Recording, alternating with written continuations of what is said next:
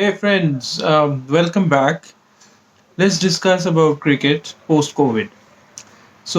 Cricket is all set to come back on 8th of July with the test match between West Indies and England at Southampton, and that's a welcome change for all the dull period that we had.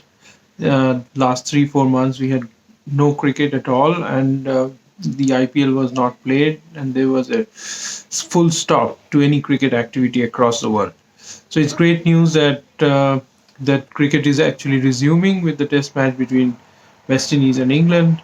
The test match itself would be of interest across the globe because this is the first match of any kind after this terrible pandemic scenario across the globe, where we had a lot of cancellations of cricket matches.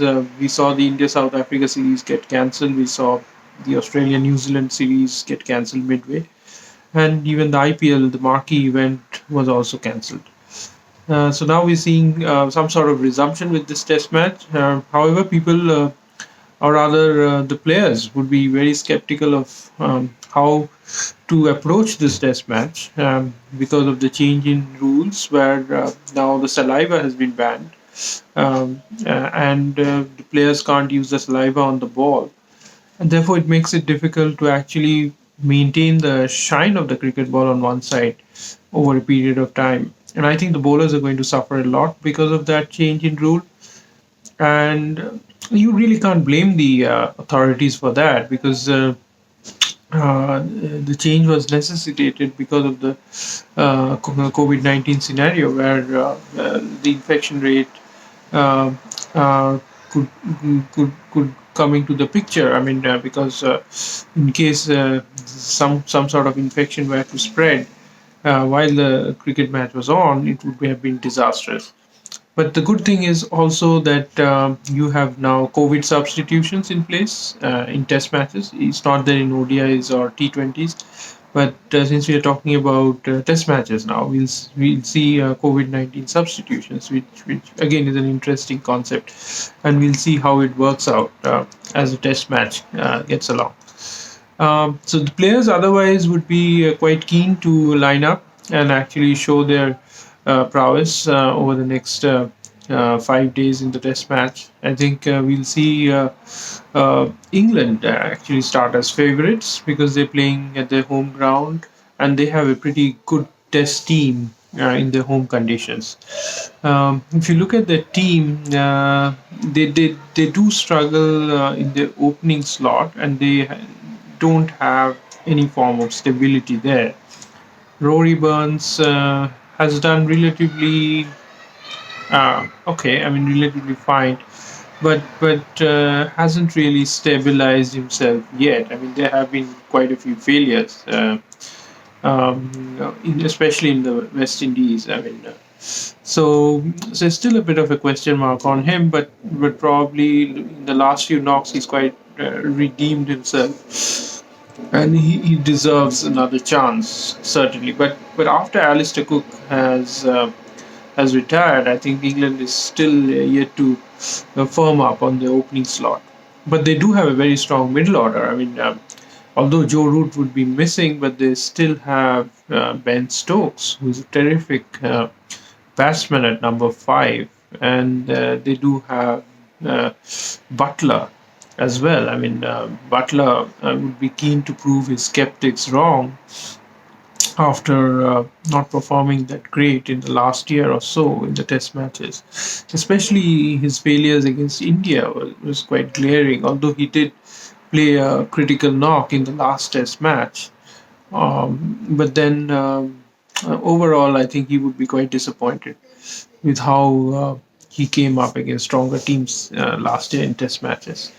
But again, if you look at the bowling attack, it's quite a potent one. They have Anderson, Broad, Vokes, of course Ben Stokes, and then Mark Wood and Jofra Archer, which is a very strong pace attack. I mean, they have lots of variety in the pace attack. They have swing, seam, and they have pace in Jofra Archer, who is a sensational find, and he would be keen to show his talent against the West Indies team, where West Indies would be feeling well. Jofra would have actually played for them in case they were to have a very good domestic structure and Jofra were not to leave for England to try his luck.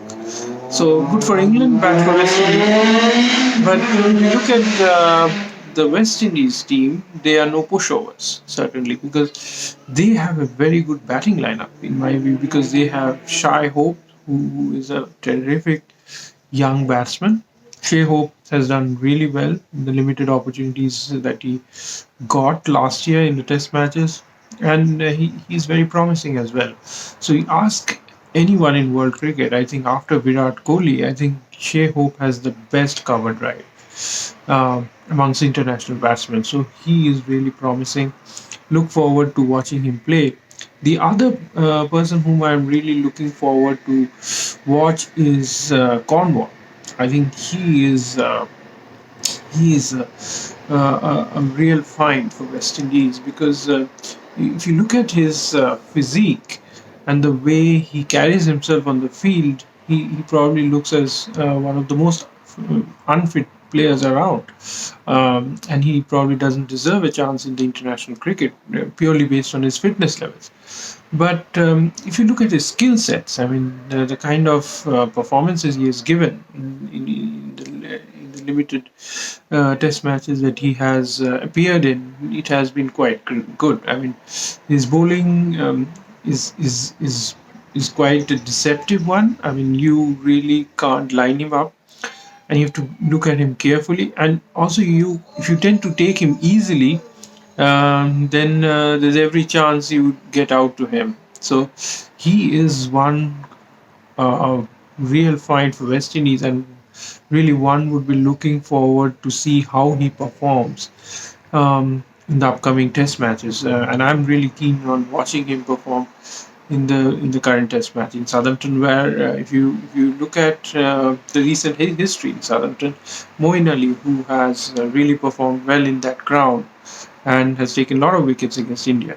So really, yeah, and the English batsmen also haven't seen Cornwall that much and may not be really well prepared because they haven't seen a bowler of his kind, a real giant of 6 foot 5 inches with the kind of weight he has, and then coming down from that height with that off spin. Um, Really, I think he's going to be a kind of challenge for the English batsman. Also, not to discount Jason Holder, and Jason Holder is a very underrated all rounder. He's a terrific batsman and a very, very useful seamer for West Indies and very underrated. And he has delivered more often than not for West Indies. He had been the captain and he has performed creditably for West Indies. And just look out for him. I think he's going to be one person or one player who is going to really uh, I mean, who's going to make a mark in this test match. So Jason Holder is again one key player that I'm going to look forward to watching during the course of the match.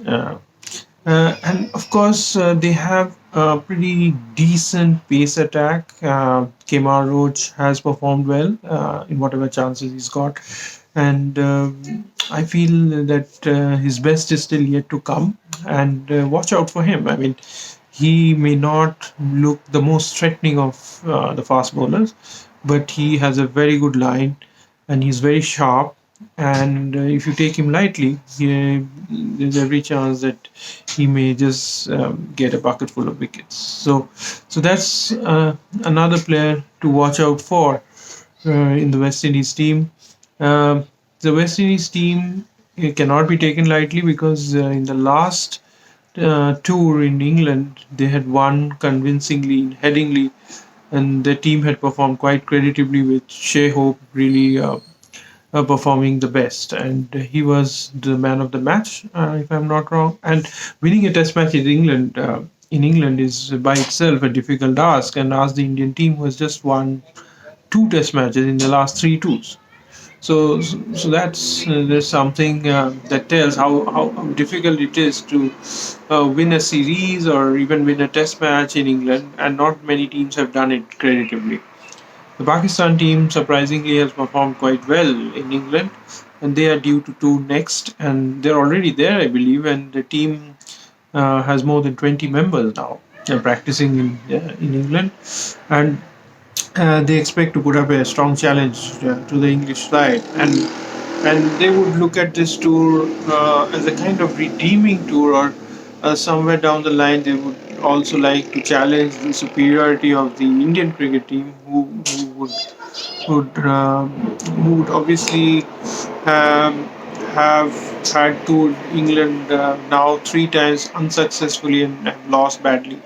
And Pakistan, by performing well here, would try to prove the skeptics wrong and show them that, well, here in England, which is one of the toughest conditions to play cricket, they perform better than India.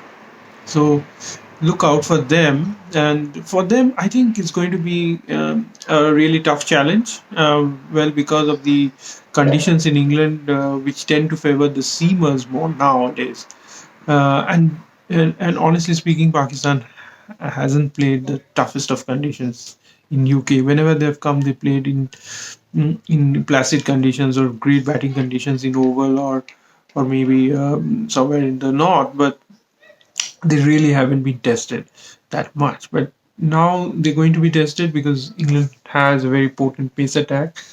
And watch out for Jofra Archer with his pace and bounce, which is going to trouble the Pakistan, because they, like any other Asian teams, are not good in hooking and pulling, and they were badly exposed in their World Cup match against West Indies by Andre Russell and the other pacers. So they are going to be up against a stiff challenge, especially their batting. And Babar Azam looks promising, but he would have his task cut out. He would have to perform really well to pull this team along, because the other batsmen do not really stand up. Yeah. And this is going to be important from the World Test Championship perspective as well, because points are at stake, and and there's a wide gap between the top three, four teams and the other teams. So every other team would be looking to win a few points and push themselves up the table, and trying to bridge the gap between India, who have, I think, 360 points from the nine Test matches. New Zealand have done really well. They defeated India convincingly, and they moved up the table. Australia is also high up on the table. Pakistan is also there, and they would be also looking to push through some of the points, especially winning an overseas tour would really give them a lot of credit in that regard. So that's a very important tour coming up. West Indies, having lost the two test matches against India pretty badly in their home territory, would be trying to redeem themselves. So for them, it's going to be again a very, very a tough tour, but important one for them to actually start well and do well.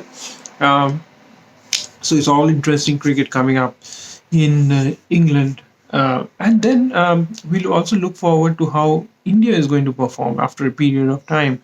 And the Indian cricket team has been without cricket for 4 months now.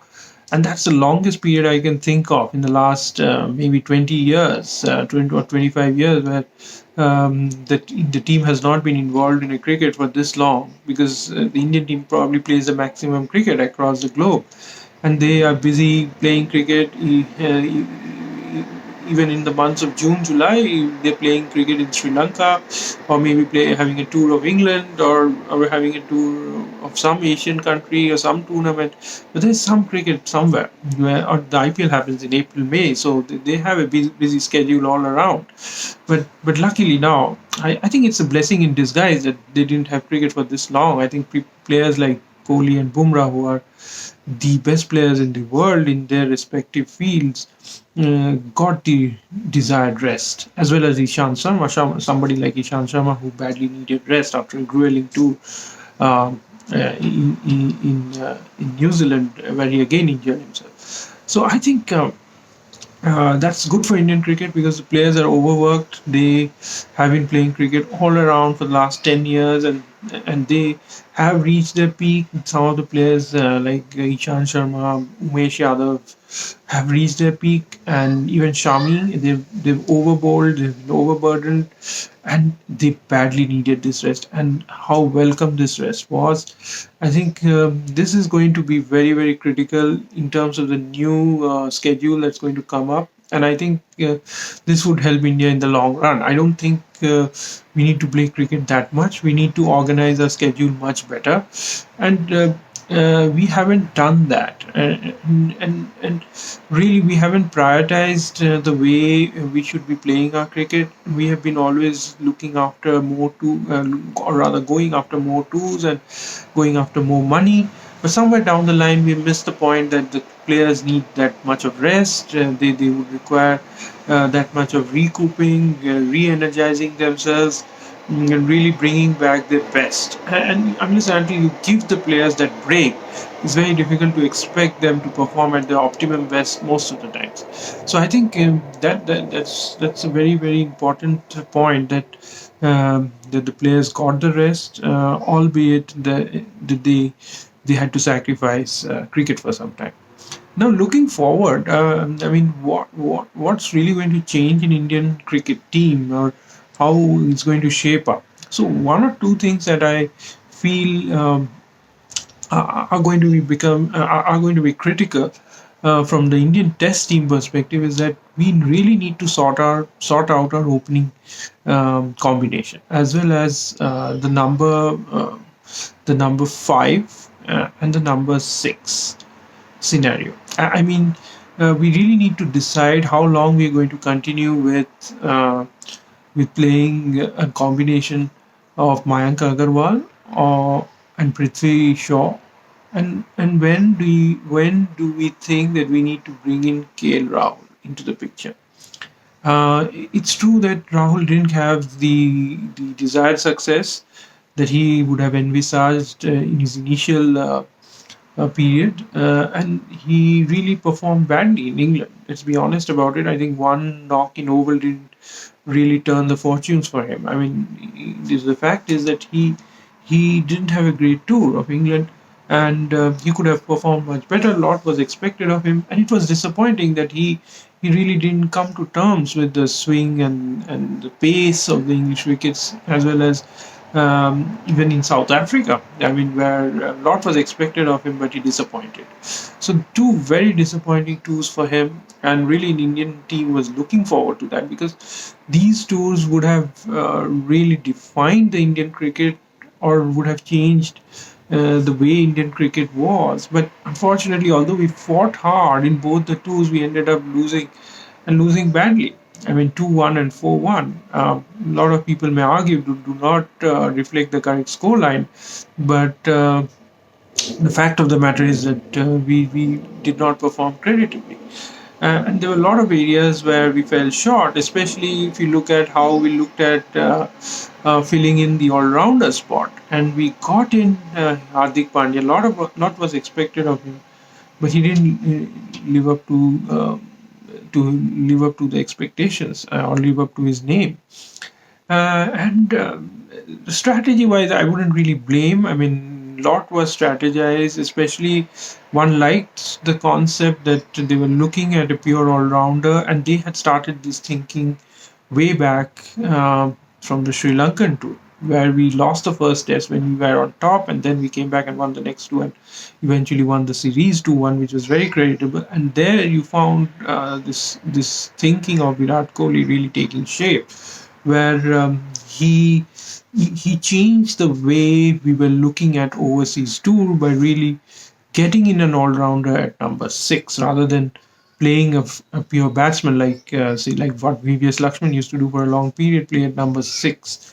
But he got a pure all-rounder, Stuart Binney, playing at number six, and that worked to a large extent. Later on, even he got Hardik Pandya in, and Pandya was quite successful even in Sri Lanka. And when we went to England, there was a clear-cut strategy, and even in South Africa, that he is going to play at number six, and we're going to go with the strategy of three seamers and one spinner most of the times to counter the pacey and seaming tracks and the swinging in swing conditions there in UK and in South Africa. Well, strategy wise, that was brilliant, and I thought that gave a lot of balance to the team. But the person who really needed to deliver, Pandya, didn't do that, and he failed. And then again, we went back to our six batsman strategy where we have got in Hanuma Bihari and we've given a long rope to Ajinkya Rahane. So again, this position of 4 5 4 is relatively sorted with Virat Kohli batting at 4 and Pujara after his success in Australia is still well entrenched. It's 3, but 5 and 6 I think is a bit of a challenge still. And how long a rope can you give to Rahane? I mean, Rahane has been disappointing, to be honest. If you look at how he performed in England, he could have done much better. And he had those kind of situations where he could have come out of the shadow of Virat Kohli and left a mark, but he couldn't do it. Still, he was retained in the team. He did perform brilliantly in India in the test matches that we had, and then when we went to West Indies, he was superlative. And then after that, when the World Test Championship started, he was brilliant again, and he gave a lot of confidence. But he he, he, he failed to deliver in New Zealand, which was the most important tour in recent times. So eventually, what we landed up was that we did win a lot of test matches in India, and we did defeat Australia in Australia, which is extremely creditable. But we had pretty much disappointing tours in New Zealand, in South Africa, and uh, and obviously in England, where we lost 4-1. South Africa we lost 2-1, and New Zealand we were blank 2-0. So I think there's a lot of food for thought as how the batting order shapes up. So I would love to see Prithvi Shaw, Rahul, and Mayank Agarwal really fighting it out for the first two slots. But my preference would be to give Rahul and Mayank the chances earlier, although Shaw is extremely talented, but he has some technical issues, and sooner rather than later, he would be really in the reckoning more. But really, I want to give Rahul one more go because he's in the form of his life. He's a superb batsman, and he's probably the closest to Kohli in terms of talent. Kohli and Rohit, obviously can't discount Rohit. Now, Rohit had been opening prior to the tour in New Zealand where he got injured and he didn't perform, and he didn't open and he had to come back to India. So maybe yeah, Rohit is also there in the reckoning, and what the team thinks of him is more of an opener. So probably Rohit, Mayank, Rahul, I think, and Shaw. So the four of them, I think, are going to fight it out. Since Rohit lost his spot because of his injury, so he is going to come back. And Prithvi Shaw didn't do himself much good, although he played one super knock in one of the test matches in New Zealand.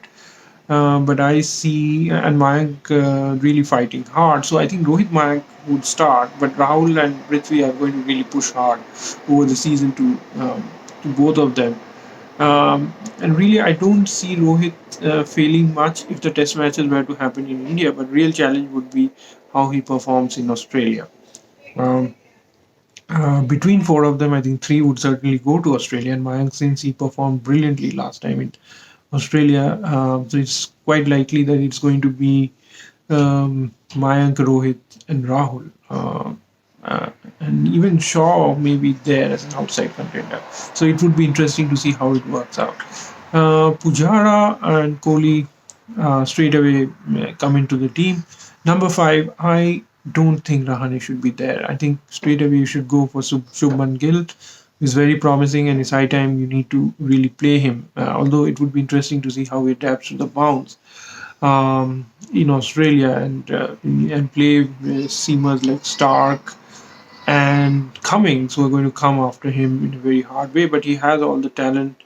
He he's a super player, but we need to really give him more chances at the first class level against tougher attacks and in tougher pitches to really make him ready for the challenge. Hanuma Bihari is a fighter, and he really showed his talent throughout the year, and I think he deserves his place as well.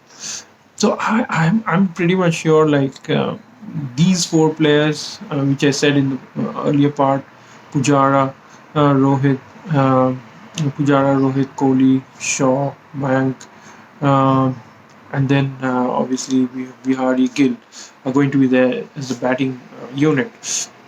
And then from the keeper perspective, I think Saha and Pant are going to be there. Saha has done nothing wrong, so he deserves his place in the squad. I think Ashwin, Kuldeep, and Jadeja would be the spinners. From a seamer's perspective, I think Shami, yeah, at the form of his life, Bumrah, Ishant are straight away in. I don't think Umesh should be there in the team in Australia, but I think it should be Navdeep Saini. And if you're looking at one more pacer, I think we could look at Mohammad Siraj. I think he's done really well in the limited chances he's got at the A level, and he should now be slotted in. So I think we should go with a team that's really geared up to win in Australia and has all the tools to win Australia and can utilize the bounce there. And I think if you look at a seaming attack, which is quite a um, quite an experienced one, and obviously backed up by a couple of talented bowlers who can use the bounce well. I think we have a very good chance in winning in Australia and then sealing our position for the World Test Championship final. So that would be very, very interesting as how the team performs in test matches post COVID in Australia. And don't see the World Cup T20 happening in Australia at all. I mean, that's going to get postponed, maybe 2022. And also, the IPL should happen in the months of September and October. Um and really that would be something interesting to watch out for as how they're going to plan it out, where it's going to happen, how the scheduling is going to happen, how the teams are going to prepare themselves, what are the changes they're going to bring in the regulations, in the event, and really look forward to see the teams adapt to all these new changes, new conditions, and that's going to be a really cracker of a tournament. I think people are going to really look out for this because they have been missing the entertainment for a long time, and they are starved of cricket for a long time, and really IPL is going to provide that happiness back. And from that perspective, I think even we could see RCB really pushing through this year because of the kind of talent they have and the kind of rest now that Kohli has received over a period of time. He would be more hungry and really pushing for the title. And this is the best time for him to really push for it. He with AB and other players who have been inducted in the team, they are a serious challenger. I think they are the probably the best contenders to win the title this time. Mainly because of the deadly combination of Kohli and AB with the rest that they have had and the hunger they have now. It wouldn't be the same if it were to happen before COVID because the players would have been really tired, and that does play a major role in actually uh, making them push hard for the title. And really, the players may not give in their all because of the other international commitments that they would have had over the years. Um, so now I think they look the best contender in my view, and really they have the team as well, and they have got a really more balanced team, if I may want to put it, and really look forward to a final between RCB and Mumbai Indians, which would be my real wish if it were that to happen, because you would see a clash between Rohit and Kohli in the final, which would be tremendous for the sport. And really look forward to that. And if Kohli gets through this IPL title, I think that would really give him that kind of motivation to get a world title under his captaincy, and really looking forward that to happen. But also, we'll have to watch out for how the players adapt to a post-COVID cricket scenario where there are no crowds in the stadium, and it's all likely that the matches would be played without any spectators and only for the TV viewers.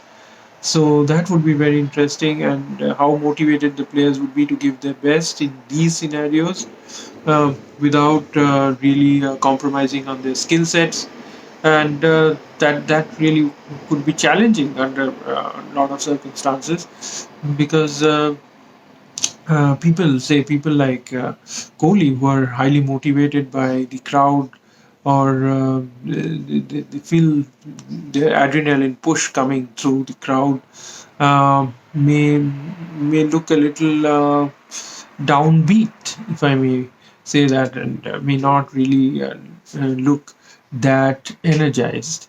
But again, the motivation would be there to win the first title for RCB. So looking forward to that. But even if you look at the other teams, they are also well balanced, and some of the teams like Delhi Capitals and Kolkata Knight Riders are very well balanced, and they are also going to be great challengers for this title. And overall, all the eight teams stand a chance, and it's going to be a fight to the finish, and really looking forward to that happening. So overall, I think we are all looking forward to how the next few months come about from a cricket perspective, and really looking forward to watching our best players show their skill sets and entertain us.